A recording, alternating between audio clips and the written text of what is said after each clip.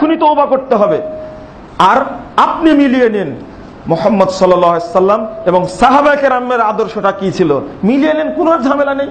মা আনা আলাইহি ওয়া আসহাবি, আমি এবং সাহাবীরা যে পথে আছি, এই পথে যারা থাকবে, যার উপরে আছি, ওই তার উপরে যারা থাকবে তারাই হলো জান্নাতি। আপনাকে মিলিয়ে নিতে হবে। এবার দুইটা এই হাদিসের মধ্যে একটা পাওয়া গেল, এটা তিরমিজির দ্বিতীয় খণ্ডের 94 এবং 95 পৃষ্ঠায় আসছে। আবু দাউদের 631 পৃষ্ঠায় আরেকটা হাদিস আসছে। ওই হাদিসে বলা হয়েছে ওয়াহিয়াল জামাআহ, সেটা হলো জামাতবদ্ধ একটি দল। আর ইবনে মাসউদ রাদিয়াল্লাহু আনহু তিনি তার বন্ধুকে বুকে হাত দিয়ে থাবা দিয়ে বলছে, তুমি কি জানো জামাত বলতে কি বোঝায়? ইন্নাল জামাতা মা ওয়াফাকাল হাক্কা ওয়া ইন কুনতা ওয়াহদাক, জামাত তাকেই বলে যার সাথে হকের মিল রয়েছে, যদিও ওই দলের সদস্য তুমি একজন হও। বলুন আলহামদুলিল্লাহ। বেশি দরকার নেই, একজন হলেও হক পথে থাকতে হবে। পৃথিবীর সমস্ত মানুষ পথভ্রষ্ট হতে পারে, সেটা আমার দেখার বিষয় নয়, জানার বিষয় নয়। সহিহ মুসলিমের প্রথম খণ্ড খুলুন, তাবি বিদ্যান মুহাম্মদ বিন সিরিন, পৃথিবীর ইতিহাসের শ্রেষ্ঠ 4 জন তাবির একজন মুহাম্মদ বিন সিরিন, তিনি বলছেন যে লাম ইয়াকুন ইয়াসআলুনা আনিল ইসনাদ ফালাম্মা ওয়াকাতিল ফিতনা, আগে সনদ সম্পর্কে জিজ্ঞেস করা হতো না, সাহাবীদের যুগে, রাসূলের যুগে জিজ্ঞেস করা হতো না। যখন ফিতনার যুগ আসলো তখন বলল সাম্মুলান রিজালাকুন, আগে উত্তর দাও তোমরা কোন দলের। ফাইনদারু ইলা আহলি সুন্নাহ ফায়ুখাযু হাদিসুহুম, তারা যদি আহলে সুন্নাতের অন্তর্ভুক্ত হতেন তাদের ফতোয়া হাদিস গ্রহণ করা হতো। ওয়াইন কানু মিন আহলিল বিদআহ ফালা ইউখাযু হাদিসুহুম, বিদআতপন্থীরা হলে তাদের হাদিস গ্রহণ করা হতো না। তাহলে বোঝা যাচ্ছে সাহাবীদের যুগেই দুইটি দল হয়ে গেল, একটা হলো আহলে সুন্নাহ আর একটা হলো আহলে বিদআহ। আর আগে তো বললাম 4টি পরিষ্কার দলের কথা বলেই দিলাম, খারেজি, শিয়া, মুরজিয়া এবং কাদারিয়া। এরপরে আর অনেক বের হয়েছে, মুজাসসিমা বের হয়েছে, রাফেজি বের হয়েছে, মুতাজিলা বের হয়েছে, মুজাসসিমা বের হয়েছে। অসংখ্য দল এবং পথে মুসলিম উম্মাহ বিভক্ত হয়েছে। হকপন্থীদের পরিচিতি আরেকটা হাদিসে বলছেন, সহিহ মুসলিমের 84 পৃষ্ঠা খুলুন, রাসূল সাল্লাল্লাহু আলাইহি ওয়াসাল্লাম বলছেন বাদাল ইসলামু গরীবান ওয়া সায়াউদু কামা বাদা, ইসলামের সূচনা হয়েছিল অল্প কিছু সংখ্যক মানুষের মধ্যে দিয়ে, সায়াউদু কামা বাদা, ইসলাম আবার ওই অল্প সংখ্যক মানুষের মধ্যে চলে যাবে। ফাতুবা লিল গুরাবা, সংখ্যার কোনো কারণ নেই, এই অল্প সংখ্যক মানুষের জন্য রয়েছে জান্নাতে প্রতিষ্ঠিত বিশেষ তুবা গাছের সুসংবাদ, অন্যদের জন্য সুসংবাদ নয়। রাসূল সাল্লাল্লাহু আলাইহি ওয়াসাল্লাম এই হাদিসে আরেকটু বাড়িয়ে বলেছেন, যেটা আসছে মুসনাদ আহমদের 16736 নম্বর হাদিসে ইবনে মাসউদ বলছেন যে রাসূল সাল্লাল্লাহু আলাইহি ওয়াসাল্লাম বলেছেন ওয়াহুমুল্লাযিনা ইসলিহুন মা আফসাদান নাসু মিন বাদি মিন সুন্নতি, এই অল্প সংখ্যক মানুষের পরিচয় হলো তারা দেখবা যে আমার মৃত্যুর পরে যখন আমার সুন্নত নিয়ে মানুষ সিনিমিনি খেলা করবে, এই অল্প সংখ্যক লোক তারা সংস্কার করে দিবে, সংশোধন করে দিবে, তারা বলে দিবে এটা ঠিক নয়, এটা ঠিক, এটা হলো শিরক, এটা হলো তাওহীদ, এটা হলো সুন্নাত, এটা হলো বিদআত, এটা হলো হালাল, এটা হলো হারাম। এক শ্রেণীর মানুষই বলবে। এবার আপনি গোটা বাংলাদেশ নয়, গোটা পৃথিবীতে খোঁজ নিয়ে দেখুন যে শিরক এবং বেদাতের বিরুদ্ধে, সুন্নাত এবং তাওহীদের পক্ষে কঠোরভাবে পৃথিবীতে কারা অবস্থান করে। রাসূল সাল্লাল্লাহু আলাইহি ওয়াসাল্লাম 4টি হাদিসে 4টি পরিচয় বলে গেছেন। সাহাবা কেরাম এই পরিচয়গুলি, কেউ বলেছেন তারা হলেন সালাফি, মানহাজুস সালাফ, যারা পূর্বসরী সাহাবা কেরাম অনুসরী, রাসূল সাল্লাল্লাহু আলাইহি ওয়াসাল্লাম সাহাবা কেরাম অনুসরী, তারা হলেন সালাফি। আর স্পষ্ট হাদিস দ্বারা প্রমাণ হয় তাদেরকে বলে গেছেন আহলুস সুন্নাহ ওয়াল জামাআহ, মা আনা আলাইহি ওয়া আসহাবি, আমি এবং আমার সাহাবীরা যার উপরে আছি। তাদের এই অর্থটা মুহাদ্দিসগণ, তাবিগণ থেকে নিয়ে মুহাদ্দিসগণ পর্যন্ত আজ পর্যন্ত এই শব্দের অর্থ করেছেন আসহাবুল হাদিস এবং আহলুল হাদিস। গোটা পৃথিবীতে পরিচিত এই শব্দটি। মুহাম্মদ বিন সিরিন, যার কথা আগে বললাম, 33 হিজরিতে জন্ম, 110 হিজরিতে তার মৃত্যু। আরেকজন তাবি, তিনি হলেন শাআবী রাদিয়াল্লাহু আনহু, তিনি বলছেন মাস্তাদবালতু ফিন আমরি মাস্তাদবারতু, পরে যেটা জানলাম যদি আগে জানতাম, মা হাদ্দাসতু ইল্লা মা আজমা আলাইহি আহলুল হাদিস, আমি কোনো হাদিস বর্ণনা করতাম না ওই হাদিস ছাড়া, যে বিষয়ে আহলে হাদিসগণ একমত হয়েছেন তাছাড়া বর্ণনা করতাম না। ইমাম যাহাবীর গ্রন্থ তাজকিরাতুল হুফাজ মুহাদ্দিসগণের জীবনী উল্লেখ করেছেন তিনি, তার প্রথম খণ্ডের 665 পৃষ্ঠা খুলুন, বিস্তারিত আলোচনা পাওয়া যাবে এ ব্যাপারে। তার জন্ম 22 হিজরিতে, মৃত্যু হলো 104 হিজরিতে। আপনি যদি জিজ্ঞেস করেন, আমি বললাম মা আনা আলাইহি ওয়া আসহাবি, আমি এবং আমার সাহাবীরা যে পথের উপরে আছি, এর অর্থটা কি? এর অর্থ হলো আসহাবুল হাদিস, আহলুল ইলম, আহলুল হাদিস, এই কথাগুলোই পরিচিত। পৃথিবীর এমন কোনো বিদ্বান নেই, হকপন্থী বিদ্বান, অন্য কোনো নির্দিষ্টভাবে তৈরি হওয়া, নির্দিষ্ট ব্যক্তির আলোকে তৈরি হওয়া কোনো দলের নাম বলেছেন, কোনো প্রমাণ নেই, কোনো হাদিস দ্বারা প্রমাণিত হয় না। আমি কোন পন্থী, আমার আমল দেখে আপনি চিনে নিন, কোনো রেকর্ড আছে কিনা। আপনি আমাকে বলবেন জেএমবির সদস্য, জেএমবির আকীদা আমার আকীদা এক। আপনি আমাকে বলবেন আনসারুল্লাহ বাংলা টিমের আধ্যাত্মিক নেতা, তাহলে আপনি আমার পরিচয় বুঝবেন না? আমি এই দেশের সন্তান নই? অবশ্যই আমাকে, আপনাকে কোনো মানুষ সম্পর্কে পরিষ্কার পরিচিতি জানার পরে কোনো সিদ্ধান্ত নিতে হবে। অবশ্যই মনে রাখতে হবে একটা বিষয়, দুনিয়ায় সর্বশেষ সমাধান নয়। আপনি যতক্ষণ আপনার কর্মতে দায়িত্বে আছেন ততক্ষণে আপনার সমাধান নয়, আপনার একটা সময় শেষ হবে। একজন দরিদ্র কবি, তিনি রাস্তা দিয়ে হেঁটে যাচ্ছেন, গায়ের পোশাক হলো ছেঁড়া, উপর থেকে একটা মহিলা, ধনাঢ্য মহিলা দেখতে পেয়েছে, দেখতে পেয়ে দেখছে একটা ছেঁড়া কাপড় গায়ে দিয়ে কবি নাকি সে হেঁটে যাচ্ছে, উপর থেকে ছাই তুলে মেরেছে। তখন বলছেন, কবি তাকিয়ে উপরের দিকে বলছেন যে আমি গরিব, ছেঁড়া কাপড় পরা, তাই তুমি আমার উপরে ছাই মারলে, আগুন ছিল না তাই আমি আলহামদুলিল্লাহ পড়লাম। তবে মনে রেখো, আলা ইয়া সাকিনা কসরাল মুআল্লাক সাতুদফানু আন করিবিন ফিত তুরাবি, শুনে রাখো হে সুউচ্চ প্রাসাদের অধিকারী মহিলা, তুমি তো উপর থেকে ছাই মানলে, কিন্তু তোমাকে এবং আমাকে এক সময় ওই একই কবরবাসী হতে হবে। তখন তোমার অবস্থা কি হবে, আমার অবস্থা শুধু জানতে পারবা সেদিন। একদিন সবাইকে এক জায়গায় যেতেই হবে। আমি দরিদ্র মানুষ, তাই ঘৃণা করে তুমি আমার উপরে ছাই মেরে দিলে। আমি আশ্চর্য হই এবং দগ্ধিত হৃদয়ে কথা বলি। কোন ইতিহাস নাই। হিন্দুরাও সাংবাদিকতা করেছেন, মুসলিমরাও সাংবাদিকতা করেছেন। মাওলানা আকরম খাঁর নামটা সাংবাদিকতার ইতিহাসে স্বর্ণাক্ষরে লেখা আছে। যখনই ভাষা আন্দোলনের কথা আসে তখনই মাওলানা আকরম খাঁকে শিরোনাম করে আমরা সংবাদ ছাপাই। মুসলিম সাংবাদিকতার জনক বলা হয় মাওলানা আকরম খাঁকে। পাকিস্তানে এখনো আছে হামিদ মীর, সাংবাদিকতা করে, সঠিক তথ্য মানুষের সামনে উপস্থাপন করে। হ্যাঁ, আলহামদুলিল্লাহ, কিছু একেবারে নগণ্য কিছু ভাই আছেন এই পেশা যারা জড়িত, তারা হক কথা মানুষের সামনে তুলে ধরে। যদি আপনি আমার সম্পর্কে না লেখেন সঠিক কথা, আমার সম্পর্কে না জেনে যদি লেখেন, আমি বেঁচে আছি, আমার প্রতিষ্ঠান আছে, আমার সম্পর্কে মানুষ জানে আমি কি করি, সেটা না জেনে যদি উপস্থাপন করে, আহলে হাদিস মানে কি চরমপন্থী? সালাফি মানে কি খারেজি? সালাফি মানে কি তারা বোমা হামলা করে? আমি প্রমাণ করে দিলাম, পৃথিবীর রাসূলের যুগ থেকে নিয়ে আজ পর্যন্ত পৃথিবীর কোন গ্রন্থ থেকে প্রমাণ দিতে পারবে না। চ্যালেঞ্জ করে বললাম, কোন লিখনিত প্রমাণ নাই, কাজে তো দূরের কথা, কোন লিখনিত প্রমাণ নাই।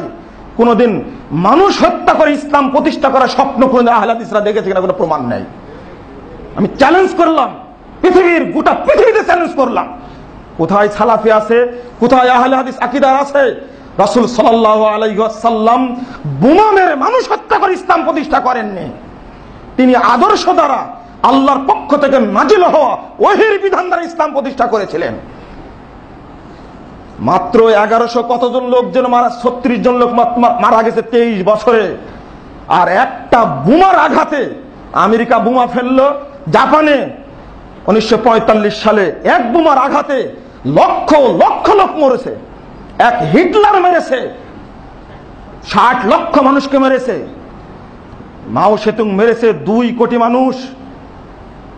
আরো কত ইতিহাস রয়েছে।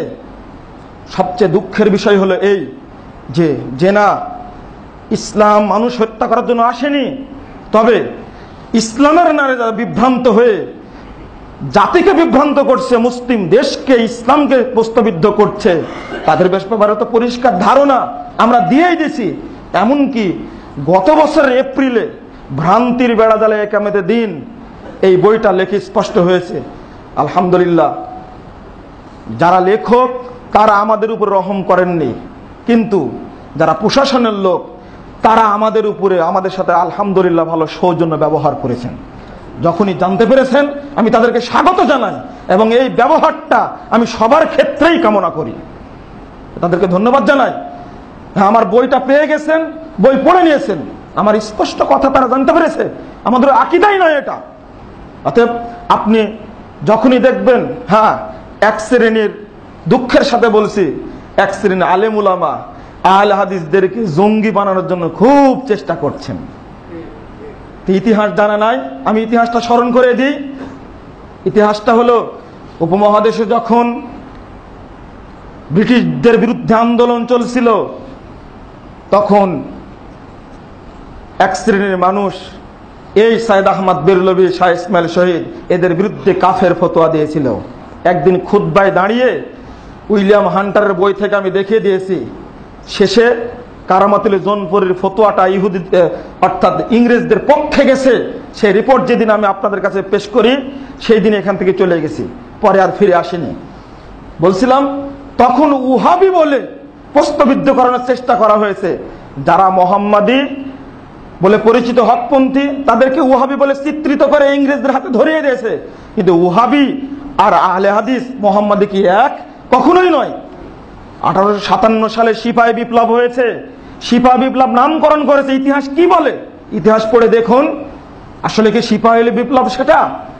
সেটা তো উলামায়ে কেরামের বিপ্লব। যারা ইতিহাস ভালো বুঝেন, আমরা তো ছোট মানুষ, বুঝি না, যতটুকু পড়ে বুঝি সেটা ছিল না। মানে আশ্চর্য হলো, ব্রিটিশদের বিরুদ্ধে মুসলিমদের সম্ভ্রম রক্ষার স্বার্থে মুসলিমরা রক্ত বিলিয়ে উলামায়ে কেরাম যুদ্ধ করেছেন।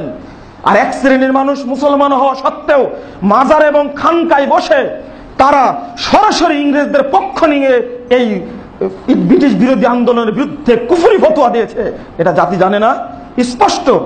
আজকেও এই জিনিসটা স্পষ্ট যে হকপন্থীরা, কুরআন এবং সহিহ হাদিসের অনুসারী গোটা বাংলাদেশে সর্বত্রই যখন হকের দাওয়াতটা চলছে, তখন তাদেরকে কেউ বলছে ওহাবি, এরাই হলো খারেজি, এরাই হলো জঙ্গি, এরাই হলো জিএমবি, এরাই হলো আনসারুল্লাহ বাংলা টিম।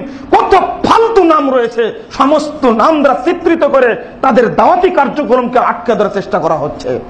আমি বলি একটা কথা স্পষ্ট ভাষায়, শাহ ইসমাইল শহীদ 1831 সালের 6 মে শুক্রবারে দুইজন ব্যক্তিকে 300 জন ব্যক্তি একসঙ্গে হত্যা করা হলো। 117 বছর আগে শাহ ইসমাইল শহীদ সাইদ আহমদ বেরলভীকে হত্যা করা হয়েছে। 117 বছর পরে তাদের রক্তের উপরে উপমহাদেশ স্বাধীন হয়েছে। স্বাধীন হয়েছে, এতে কোনো সন্দেহ নেই। গালিগালাজ করে ইহুদি, খ্রিস্টান, ইংরেজ বেনিয়ারা তাদের বিরোধিতা করে কখনো সফল হতে পারেনি। আজকেও যারা গালিগালাজ করছেন, বিভিন্ন কথা বলে চিত্রিত করার চেষ্টা করছেন, এরাই হলো জিএমবি, এরাই হলো অমুক তমুক ইত্যাদি, এগুলো নাম বলতেও খারাপ লাগে ইত্যাদি। কখনোই নয়। প্রকাশ্য প্রতিষ্ঠানে, প্রকাশ্যে বক্তব্যে কত শত শত বক্তব্য ইন্টারনেটে আছে, খুঁজে দেখুন। তবে হ্যাঁ, বক্তব্য জাল করার অভ্যাসটা বাদ দিতে হবে। আমার বক্তব্য কেন চেঞ্জ করা হলো, কোন উদ্দেশ্যে চেঞ্জ করে মিডিয়ার সামনে উপস্থাপন করা হলো, মূল বক্তব্যটা কি ছিল জাতি জানতে পারলো না কেন? এটা আমার প্রশ্ন থেকেই গেল। এটা হলো সবচেয়ে দুঃখের বিষয়। এই যুগে সবকিছুই সম্ভব। একটা বক্তব্য উল্টাপাল্টা করে দ্রুত মিডিয়ার সামনে দিয়ে এর একজন মানুষকে বিপদে ফেলা খুবই সম্ভব। তবে আমরা জানি তাওয়াক্কুল তো আলাল্লাহ, আল্লাহর উপরে তাওয়াক্কুল করি, কোনো জিনিসকে পরোয়া আমরা করি না, একমাত্র আল্লাহর উপরে ভরসা করে সামনে আগাই।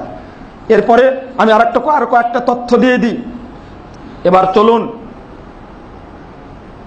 আলী ইবনুল মাদানী রহিমাহুল্লাহ, ইমাম বুখারীর টিচার, তিনি বলছেন তার জন্ম হলো 161 হিজরিতে আর 444 হিজরি তার মৃত্যু। তিনি আলী ইবনুল মাদানী তিনি বলছেন যে মা আনা আলাইহি ওয়া সাহাবী, আমি এবং আমার সাহাবীরা যার উপরে আছে, এর অর্থ কি? ওহুম আহলুল হাদিস আল্লাযীনা ইয়াতাহাদুনা মাযাহিবার রাসূল, তারা হলেন পৃথিবীর আহলে হাদিসগণ যারা রাসূলের পথটাকে খুব শক্ত করে আঁকড়ে ধরে তারে। ওয়ায়াজুবুনাল ইলম, যখনই এই শরীয়তের উপরে কোনো মুসিবত আসে তখন তারা প্রতিরোধ করে।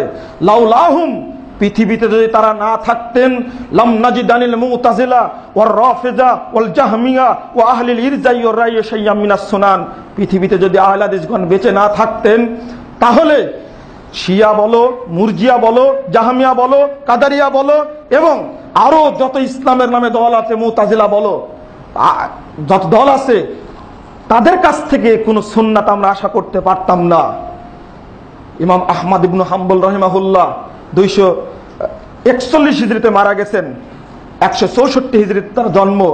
ইমাম আহমদ বিন হাম্বল রাহিমাহুল্লাহকে জিজ্ঞেস করা হলো, এই সব তথ্যগুলো একটি বইয়ের মধ্যে পাবেন, শারফ আসহাবিল হাদিস, 28, 29, 31, 47 পৃষ্ঠার মধ্যে তথ্যগুলো আছে। তিনি বলছেন, তাকে যখন প্রশ্ন করা হলো, বলুন তো এই হকপন্থীটা কারা? তখন তিনি বলছেন, ইল্লাম ইয়াকুনু আসহাবাল হাদিস ফালা আদ্রি মানহুম। দেখেন এই জায়গায় শব্দটা আছে আসহাবুল হাদিস সম্পর্কে, যদি তারা আহলে হাদিস না হয়, আসহাবুল হাদিস না হয়, কোন দল সেটা আমি জানি না। এর আগে এক তথ্য ছেড়ে এসেছি, ইবনুল মুবারক রাহিমাহুল্লাহ বিশিষ্ট তাবি বিদ্বান মুহাদ্দিস মানুষ, তিনি বলছেন হুম ইন্দি আহলুল হাদিস মা আসবাতুন নাস আলা সিরাত আহলুল হাদিস, তারা হলেন আহলুল হাদিস আর সিরাতে মুস্তাকিমের উপরে পৃথিবীতে তারাই সবচেয়ে দৃঢ় মানুষ। বলুন আলহামদুলিল্লাহ। তাহলে আমি নিন্দা করব কেন? আমি যদি জিজ্ঞেস করি ইমাম আহমদ বিন হাম্বল রাহিমাহুল্লাহের ছাত্র ইমাম বুখারীকে, খুলুন, আলবানী রাহিমাহুল্লাহ তার কথাটা উল্লেখ করেছেন, খালেকুল আফাল ফাইলুল আফাল, তার গ্রন্থ থেকে 18 পৃষ্ঠা ইমাম বুখারী বলছেন যে লা তাজালু তাইফাতুম মিন উম্মতি যাহিরিনাল হক, সর্বদা এক শ্রেণীর মানুষ আমার উম্মতের মধ্যে হকের উপরে অটল থাকবে। এটা সহিহ মুসলিমের হাদিস, 84 পৃষ্ঠা, রাসূল সাল্লাল্লাহু 153 পৃষ্ঠা দ্বিতীয় খণ্ডের সহিহ মুসলিমের এই হাদিসটি বর্ণিত হয়েছে। সর্বদা একটি দল থাকবে কিয়ামত পর্যন্ত, লা ইয়াজুররুহুম মান খাযালাহুম হাত্তা ইয়াতামরুল্লাহুম কাযালিক, তারা ওইভাবেই থাকবে কিয়ামত পর্যন্ত, পৃথিবীর কেউ তাদের ক্ষতি করতে পারবে না। আপনি আমাকে জঙ্গি বলে, চরমপন্থী বলে এখানে প্রতিরোধ করবেন, আর এক জায়গা থেকে আল্লাহ দাওয়াতি কাজের ব্যবস্থা করবেন। আল্লাহ ব্যবস্থা করেছেন, কেউ জানে না।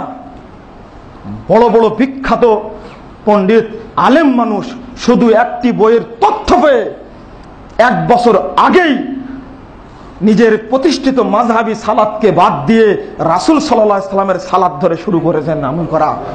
কেউ জানে না, সেটা নিভৃত চলছে, বসে বসে দাওয়াতি কাজ করছেন। জীবনে বেঁচে থাকা পর্যন্ত যে সমস্ত জায়গায় আমি কোনোদিনই দাওয়াতি কাজ পৌঁছাতে পারতাম না, আল্লাহ তারই মাধ্যমে সেই স্থানে দাওয়াতি কাজ করার ব্যবস্থা করেছেন, আলহামদুলিল্লাহ। কোনোদিন কি সম্ভব? কে কোথায় বসে থেকে হেদায়েত পাচ্ছে, কাকে আল্লাহ হেদায়েত দিবেন? অতএব বিরোধিতা করে কোনো লাভ হবে না। ইমাম বুখারী রাহিমাহুল্লাহ তিনি বলছেন এই হাদিসের আলোকে, ওহুম আসহাবুল হাদিস, যারা বিজয়ী কাফেলা কিয়ামত পর্যন্ত থাকবে তারা হলো আসহাবুল হাদিস। সহিহ বুখারীর মধ্যে 1078 পৃষ্ঠায় এই হাদিসের অর্থ করছেন ইমাম বুখারী রাহিমাহুল্লাহ, ওহুম আহলুল ইলম, তারা হলো আহলুল ইলম। এখন এক জায়গায় বলে আসহাবুল হাদিস, আর এক জায়গায় বলে আহলুল ইলম, এই দুইটা কথার মধ্যে সমতা সৃষ্টি করছেন এই যুগে আসা আলবানী রাহিমাহুল্লাহ। তিনি বলছেন লা মুনাফাতা বাইনাহুমা, দুইটার মধ্যে কোনো পার্থক্য নাই। কারণ হলো লিআন্না আহলুল হাদিস ওয়া হুম আহলুল ইলম, যারাই আহলে হাদিস তারাই হলো আহলুল ইলম। 270 নম্বর হাদিস সিলসিলা সহিহের মধ্যে খুলে দেখুন। এবার যদি ইমাম আবু দাউদকে জিজ্ঞেস করে, ইমাম বুখারীর ছাত্র, তিনি বললেন স্পষ্ট ভাষায়, সবচেয়ে দুঃখের বিষয় হলো বলে থাকে যে এই আহলে হাদিস কথাটার জন্ম হয়েছে 200 বছর আগে। কেন? এটা একটা পাক্কা ষড়যন্ত্র। আপনি জানেন, আপনি বলছেন আপনার পরিচয়টা কি হবে? যুগ যুগ ধরে যে পরিচয় আমার হয়েছে, সাহাবা একরাম যে পরিচয় দিয়েছেন, তাবেঈগণ যে পরিচয় দিয়েছেন, মুহাদ্দিস উলামা একরাম যে পরিচয় দিয়েছেন, আমারও সেই পরিচয় হবে, আমিও সেই পরিচয় দেব, গর্বের সাথে দেব। সৌদি আরব, কুয়েতে মধ্যপ্রাচ্যে থাকলে আমি গর্বের সাথে সালাফি বলে পরিচয় দেব। আমি যদি নাইজেরিয়া থাকি তখন হকপন্থী হিসাবে আমি বলবো আনসারুস সুন্নাহ, আহলে সুন্নাহ বলবো। আমি মালয়েশিয়ায় থাকলে আমি হকপন্থী হিসাবে আনসারুস সুন্নাহ পরিচয় দেব। আমি যদি উপমহাদেশে থাকি আমি গর্বের সাথে মুহাম্মাদি বলে পরিচয় দেব, রাফাদানি বলে পরিচয় দেব, আহলে হাদিস বলে পরিচয় দেব। আমার বৈশিষ্ট্যগত নাম এটাই বৈশিষ্ট্যগত নামের কথা উল্লেখ করা হয়েছে।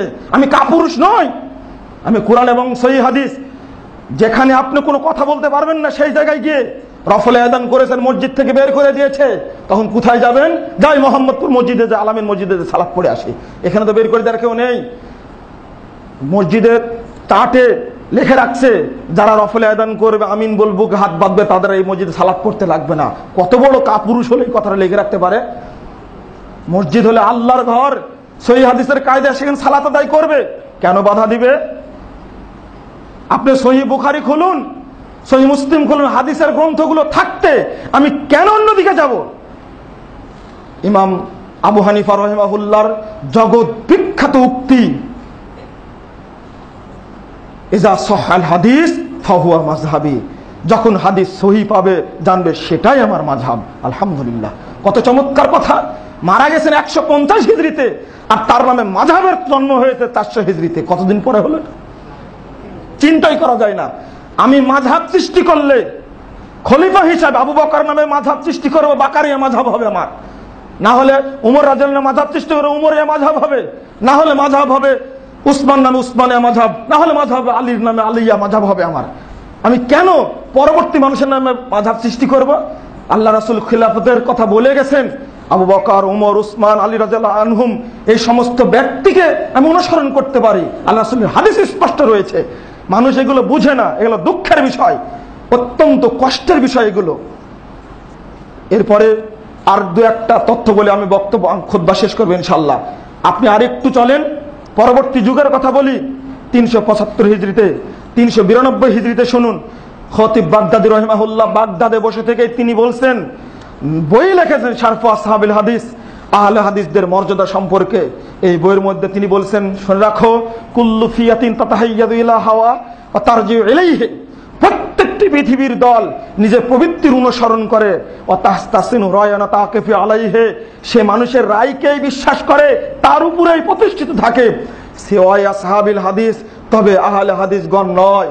কারণ ফাইনাল কিতাবা উদ্দাতুহুম, আল্লাহর কিতাব আল কোরআন হলো তাদের মূল হাতিয়ার, ওয়া সুন্নাতু হুজ্জাতুহুম, সুন্নাত হলো তাদের মূল দলিল, ওয়া রাসূলু ফিয়াতুহুম, স্বয়ং রাসূল মুহাম্মদ হলেন তাদের দলনেতা। বলুন আলহামদুলিল্লাহ।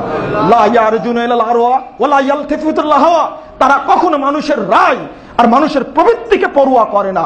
চিন্তা করা যায়, বাগদাদে বসে 392 হিজরিতে বসে এই কথা বলছেন। শারফু আসহাবের মধ্যে আসছে হাদিসটি।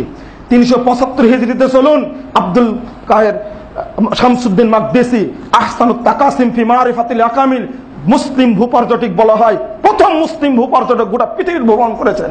375 হিজরিতে পাকিস্তানে মানসুরায় এসে তিনি রিপোর্ট পেশ করেন তার বইয়ের 96 পৃষ্ঠায়, আহসানুত তাকাসিম ফি মারিফাতিল আকালিম। এই গ্রন্থে বলছেন, আকসারুহুম আসহাবু হাদিসিন, আমি সিন্ধুতে মানসুরাতে এসে দেখলাম তাদের অধিকাংশ অনুসারী হলো আহলে হাদিস।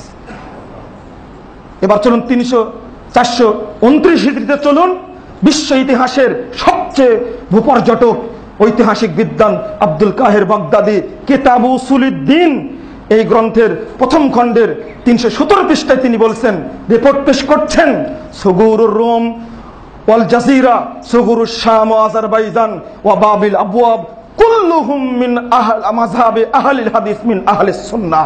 তিনি বলছেন, আজারবাইজান বলো, সিরিয়া বলো, রোম সীমান্ত বলো, এবং মধ্য তুর্কিস্তান এলাকার পুরো এলাকার মানুষ ছিল আহলে হাদিস, আহলে সুন্নাত ওয়াল জামাতের অনুসারী, তারা ছিল আহলে হাদিস।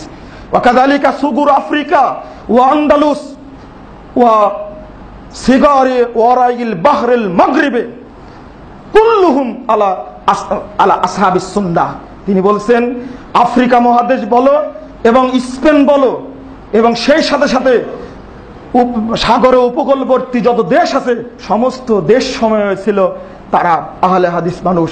কেন 429 হিজরির এই রেকর্ডটা খুলে দেখা যায় না? সুন্দর যায়।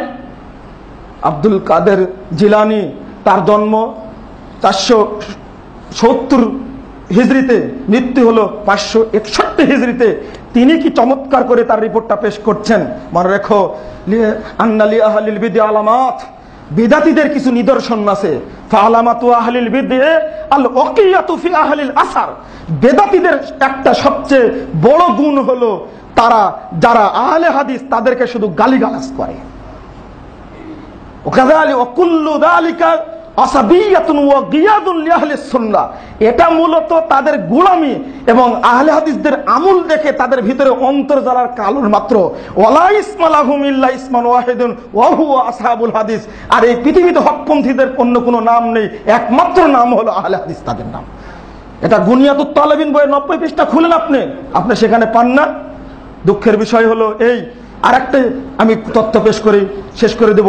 ইবনু তাইমিয়া রাহিমাহুল্লাহ, তিনি তার মিনহাজুস সুন্নাহ গ্রন্থের 2 নম্বর খণ্ডের তিনি 179 পৃষ্ঠায় বলছেন, আহলুল হাদিস ফি আহলিল ইসলাম কা আহলিল ইসলাম ফি আহলিল মিলাল। তিনি বলছেন আহলে হাদিসরা অনুরূপ সমস্ত জাতির মধ্যে মুসলিম জাতি যেমন, অনুরূপভাবে সমস্ত মুসলিম জাতির মধ্যে আহলে হাদিসরা তেমন। আলহামদুলিল্লাহ। তিনি আরেকটি কথা বলছেন মিনহাজুস সুন্নাহ প্রথম খণ্ডের 256 পৃষ্ঠা।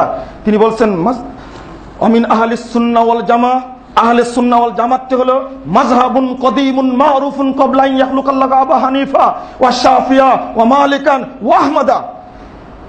তিনি বলছেন যে এটা আল্লাহ রাব্বুল আলামিন আবু হানিফা, ইমাম শাফি, ইমাম মালিক, আহমদ বিন হাম্বলকে সৃষ্টির বহু পূর্বেই তৈরি হয়েছে। ওহো মাযহাবুস সাহাবা, সেটা হলো সাহাবীদের মাযহাব। তালাক্কাহু আন নাবিয়িহিম, এই মাযহাবটা পেয়েছেন সাহাবীরা তাদের নবী থেকে। আলহামদুলিল্লাহ। আলবানী রাহিমাহুল্লাহ তিনি 270 পৃষ্ঠায় 270 নম্বর হাদিসের সিলসিলা সহিহের মধ্যে সমস্ত কথা এক জায়গায় করেছেন। করার পরে তিনি এসে বলছেন, স্পষ্ট ভাষায় বলছেন, ওয়াহুম আহলুল হাদিস হাশারনাল্লাহু মাহুম লা ইয়াতামাসসাকুনা লিকাউলিন শাখসি মুআয়্যিন মাহমা লা সামা ওয়া হাশা মুহাম্মাদান সাল্লাল্লাহু আলাইহি সাল্লাম। হকপন্থী দল যারা, যাদেরকে বলি আমরা আহলে হাদিস, আল্লাহ যেন কাল কিয়ামতের মাঠে তাদের সঙ্গে একত্রিত করেন। কিয়ামতের মাঠে বেদাতীরাও থাকবে, কিন্তু কি হবে? তিনি পরিচয় বলেছেন পৃথিবীর কোন একক বিদ্বানের কথাকে তারা পরোয়া করে না, একমাত্র মুহাম্মদ সাল্লাল্লাহু আলাইহি সাল্লামের কথাকে তারা মেনে চলে। তিনি বলেন ফালা আদাবা বাদা হাযাল বায়ান। তিনি বলছেন এরপরে বলছেন খিলাফে গায়রিহিম, এই আহলে হাদিস তাদের বিরোধী। ওহুম ইয়াতামাসসাকুনা লিআকওয়ালি আইম্মাতিহিম, অন্যান্য দলরা তাদের দলনেতার অনুসরণ করে থাকে। ওয়া আহলুল হাদিস ইয়াতামাসসাকুনা লিআকওয়ালি নবিয়্যিহিম, আর আহলে হাদিসগণ পৃথিবীরা কেবলমাত্র তাদের নবীর বক্তব্যকে আঁকড়ে ধরে থাকে। এরপরে বলেছেন ফালা আদাবা বাদা হাযাল বায়ান, হে বিশ্ববাসী, আমি যে বক্তব্য দিলাম একে আশ্চর্য হওয়ার কিছু নেই। 1999 সালের 2রা সেপ্টেম্বর মারা গেছেন আলবানী রাহিমাহুল্লাহ, এই সেদিনের কথা। তিনি বলছেন আশ্চর্য হওয়ার কিছু নয়। আইয়াকুনা আহলুল হাদিস হুমুত তাইফাতু যাহিরা ওয়াল ফিরকাতুন নাজিয়া ওয়াল উম্মাতুল ওয়াসাতা শুহাদা আলাল খালক। আমি যে কথা বললাম আশ্চর্য হয় না। আহলে হাদিস গণই হলেন মুক্তিপ্রাপ্তি দল, তারাই হলো বিজয়ী কাফেলা, তারাই হলো শ্রেষ্ঠ উম্মত। কাল কিয়ামতের মাঠে রাসূলের কাছে তারাই বেদাতীদের বিরুদ্ধে সাক্ষী দান করবে। আলহামদুলিল্লাহ। কথা পরিষ্কার। অতএব আমাদের সম্পর্কে জেনে 2টি কথা লেখার চেষ্টা করুন। বিভ্রান্তি ছড়ালে জাতি বিভ্রান্তিতে পড়বে, দেশ ধ্বংসের মুখে পড়বে, হতে পারে না। এমনিতেই এই দেশ স্বাধীন হয়নি, মুসলিমদের রক্তের বিনিময়ে স্বাধীন হয়েছে। মুসলিমরা এই দেশের ভূখণ্ডকে রক্ষা করবে ইনশাআল্লাহ। কোনদিন একচুল মাটিকে জঙ্গি রাষ্ট্র বানিয়ে বহির্রাষ্ট্রের আক্রমণ করে এই দেশকে ইহুদি খ্রিস্টানদের খোরাক বানাবে কেউ, এটা কোশ্চিন কালেও হতে পারে না। ভ্রান্তির বেড়া জালে একের মধ্যে দিন লেখাটাই ছিল আমার বড় অপরাধ। এই লেখার কারণেই হয়তো জেল খাটতে হয়েছে 4টা দিন। আমি আপনাদেরকে বলতে চাই, কখনো ভীতু হওয়ার কোনো কারণ নেই, আদর্শের সাথে সংগ্রাম। আমি 2টি কথা বারবার বলেছি, ইন্না সলাতি ওয়া নুসুকি ওয়া মাহইয়ায়া ওয়া মামাতি লিল্লাহি রাব্বিল আলামিন। আমার সালাত, আমার কুরবানি, আমার বেঁচে থাকা, আমার মরে যাওয়া সবকিছুই জগৎসমূহের প্রতিপালক আল্লাহর জন্য, আর কিছু নয়। একটি বাক্য বলবেন, হাসবুনাল্লাহ ওয়া নি'মাল ওয়াকিল, আমার জন্য আল্লাহই যথেষ্ট, আল্লাহই সুন্দর ব্যবস্থা করবেন, আল্লাহ যে ব্যবস্থা করবেন ওইটার প্রতি আমি সন্তুষ্ট। ইব্রাহিম আলাইহিস সালাম আগুনে পড়ার সময় যে বাক্য বলেছিলেন, মুহাম্মদ সাল্লাল্লাহু আলাইহি সাল্লাম হিজরতের সময় যে বাক্য বলেছিলেন, ওই বাক্যটাই আমার আপনার সবচেয়ে বড় মন্ত্র, আর কোনো বাক্য নেই।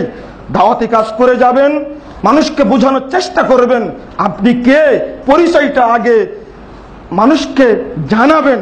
আমি কোরআন এবং সহিহ হাদিসের অনুসারী, নাম বলে প্রচার করতে হবে, কে বলেছে? পিঠে নাম লিখতে হবে, কে বলেছে? আমার যখন নাম বলার দরকার তখন বলবো। মানুষকে দাওয়া দিয়ে যান, আল্লাহর পক্ষ থেকে রহমত নাজিল হবে, এই দেশের উপরে শান্তি নাজিল হবে। যদিও দুইটা কথা এখানে বলার দরকার ছিল, সেটা আমি আর বলছি না। আগামী দিনে আবার খুতবা দেব ইনশাআল্লাহ, আগামী সপ্তাহে, তখন আবার আপনাদের সাথে দেখা হবে। একটা আবেদন করছি, দাওয়াতি কাজে অনেক বাধা, আপনারা সাথী ভাই হিসাবে আপনারা আমার জন্য বিশেষ করে খালেস অন্তরে আরো দোয়া করবেন, আর সাথে থাকবেন। আশা করি যেন আল্লাহ আমাদেরকে হেফাজত করেন এবং সহি দাওয়াতের কাজটা যেন সমাজের বুকে পৌঁছে দেওয়ার তৌফিক দান করেন। আল্লাহুম্মা আমিন। সকলেই দোয়া করেছেন, সকলেই অনেকে ফোন দিয়ে, বড় বড় উলামা কেরাম বিশ্বের বিভিন্ন দেশ থেকে ফোন দিয়ে আমাকে স্বাগত জানাচ্ছেন এবং সাহস দিয়েছেন। আপনাদের কাছে এটাই আমার চাওয়া, আপনারা দোয়া করবেন। আর আমি শেষে দোয়া করি, আল্লাহ তুমি আমাদের এই আমলগুলো, আমাদের শ্রমগুলো তুমি কবুল করো, আল্লাহুম্মা আমিন, এবং জান্নাতে তুমি আমাদেরকে ঠাঁই দান করো, আল্লাহুম্মা আমিন। আকুলু কাওলি হাদা আস্তাগফিরুল্লাহ লি ওয়া লাকুম ওয়া লিসাইরিল মুসলিমিন।